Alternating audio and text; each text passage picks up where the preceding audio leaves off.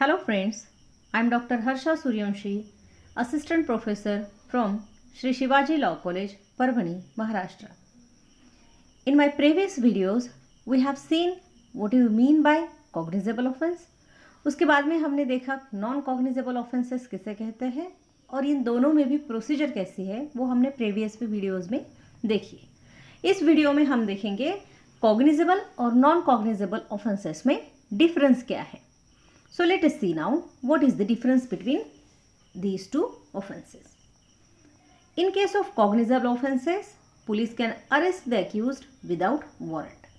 Warrant के बिना ही police को अरेस्ट करने की पावर्स कॉग्निजेबल केसेस में है, subject to conditions impose by section 41. Section 41 of CRPC deals with power of police to arrest a person और when police can arrest a person. Section 41 जो है CRPC का, उसके अंडर पुलिस कब arrest कर सकती है वो बताया गया है। उसमें एक सर्कमस्टेंस है, police can arrest a person if he is suspected to have committed cognizable offence. जबकि नॉन कॉग्निजेबल केसेस में police officer cannot arrest a person without warrant. Warrant के बिना अरेस्ट पुलिस ऑफिसर नहीं कर सकता है अगर अपराध नॉन कॉग्निजेबल है।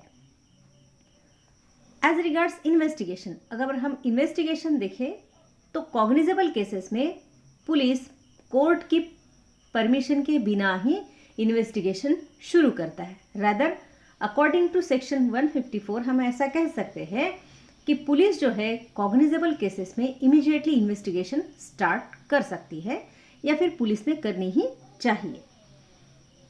लेकिन नॉन कॉग्निजेबल केसेस में जब तक कोर्ट ऑर्डर ना करे, परमिशन ना दे, तब तक पुलिस ऑफिसर इन्वेस्टिगेशन नहीं कर सकते हैं। कॉग्निजेबल केसेस या फिर कॉग्निजेबल ऑफेंसेस कौन से हैं? For example murder, rape, dog death, ये ऐसे हीनियस ऑफेंसेस जो है ये कॉग्निजेबल ऑफेंसेस में आते हैं। जबकि जो ज़्यादा सीरियस नहीं है, ऐसे offences like forgery, cheating, deformation, ये ऑफेंसेस नॉन कॉग्निजेबल केसेस में आते हैं। अब कॉग्निजेबल केसेस में इंफॉर्मेशन कैसे दी जाती है? कॉग्निजेबल केसेस में सेक्शन 154 ऑफ CRPC के तहत फर्स्ट इंफॉर्मेशन पुलिस को दी जाती है, जिसे हम कहते हैं first information report, FIR in common language. So cognizable cases में विक्टिम जो है वो FIR फाइल कर सकता है या फिर अगर उसे लगता है तो मैजिस्ट्रेट से कंप्लेंट भी कर सकता है। लेकिन नॉन कॉग्निजेबल केसेस में कंप्लेनेंट जो है उसे एक ही ऑप्शन है, उसे मैजिस्ट्रेट के सामने कंप्लेंट देनी है, मे बी रिटन और मे बी ओरल। और जैसे हमने नॉन कॉग्निजेबल केसेस में लास्ट वीडियो में देखा, उसकी प्रोसीजर जो है वो कंप्लीट होने के बाद में ही नॉन कॉग्निजेबल केस में इन्वेस्टिगेशन हो सकता है। जब भी कॉग्निजेबल केस की इंफॉर्मेशन पुलिस को मिलती है, the police officer is bound to register FIR। Police officer को उसका इंफॉर्मेशन रिकॉर्ड करना जरूरी है। कोर्ट के परमिशन की उन्हें जरूरत नहीं है। This is the speciality of section 154 of CRPC।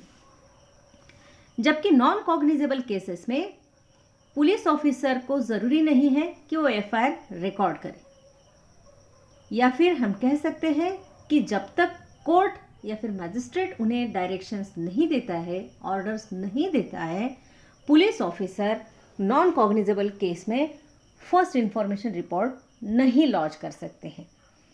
इसमें प्रोविज़न क्या है फिर? जैसे ही कंप्लेनेंट आता है पुलिस स्टेशन में और पुलिस ऑफिसर को इंफॉर्मेशन देता है, that information reveals commission of non cognizable case, तो ऐसे सिचुएशन में police officer will record his complaint in NC register, non cognizable cases register में उसकी इंफॉर्मेशन रिकॉर्ड की जाती है। पुलिस ऑफिसर उसे डायरेक्शन देंगे कि वो अपना प्राइवेट कंप्लेंट मैजिस्ट्रेट के सामने फाइल करे।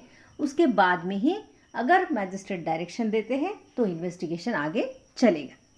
So this is the difference between cognizable and non-cognizable offenses. Thank you friends for watching this video. Thank you very much.